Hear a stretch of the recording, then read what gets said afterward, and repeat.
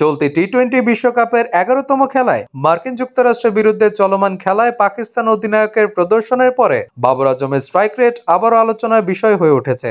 বৃহস্পতিবার ডালাসের গ্র্যান্ড প্রেয়ারি স্টেডিয়ামে সহ আয়োজক মার্কিন যুক্তরাষ্ট্রের বিরুদ্ধে হর্ন লক করে প্রতিযোগিতার নবম সংস্করণে মেন ইন গ্রিন তাদের প্রচার শুরু করে। প্রথমে ব্যাট করতে বলা হলে পাওয়ার প্লের ভিতরে ৩ ওভারে হেরে পাকিস্তান বিপর্যয়কর সূচনা করে। সৌরভ নেত্রবালকর দ্বিতীয় ওভারে মোহাম্মদ রেজওয়ানকে ৯ রানে আউট করে মার্কিন যুক্তরাষ্ট্রকে প্রথম ব্রেক থ্রু দেন। তৃতীয় ওভারে তৃতীয় বলে ওসমান খানকে মাত্র ৩ রান দিয়ে আউট করেন নন্তুস কেনজিকে। ফখর যেমন একটি আশাব্যঞ্জক শুরু করেছিলেন এবং দ্রুত ছক্কা হাঁকান, কিন্তু দীর্ঘস্থায়ী হননি, কারণ আলী খান পঞ্চম ওভারটিতে তাকে আউট করে পাকিস্তানকে ৩ বলে ২৬-এ নামিয়ে আনেন।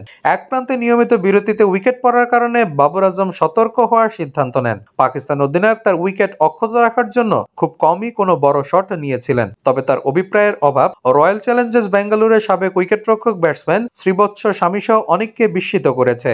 বাবর আজম যখন ভালো গতিতে রান করতে হিমশিম খাচ্ছিলেন, তখন সাবেক ক্রিকেটার এক্সে গিয়ে পাকিস্তান তারকাকে নির্মমভাবে কটাক্ষ করেন। শ্রীবৎস গোস্বামী বাবর আজমকে আহত অবস্থায় অবসর নিতে বলেছিলেন এবং বলেন যে এটি একটি বুদ্ধিমান পদক্ষেপ হবে। অবসর কি নিজের ক্ষতি করে? কিন্তু সেটা বুদ্ধিমানের কাজ হবে। লিখেছেন, বিরাট কোহলির নেতৃত্বে ২০০৮ সালে যে ভারতীয় অনূর্ধ্ব-১৯ দল বিশ্বকাপ জিতেছিল, সেই দলের অংশ ছিলেন স্বামী। আরসিবির সাবেক এই তারকা লিখেছেন, একজন ব্যবহারকারী যখন এই মন্তব্যকে কঠোর বলে অভিহিত করেছেন এবং উল্লেখ করেছেন যে পাকিস্তান অধিনায়ক এক প্রান্তে দৃঢ়ভাবে দাঁড়িয়ে থাকা ভালো করেছেন, তিনি নিশ্চয়ই সেখানে দাঁড়িয়ে আছেন।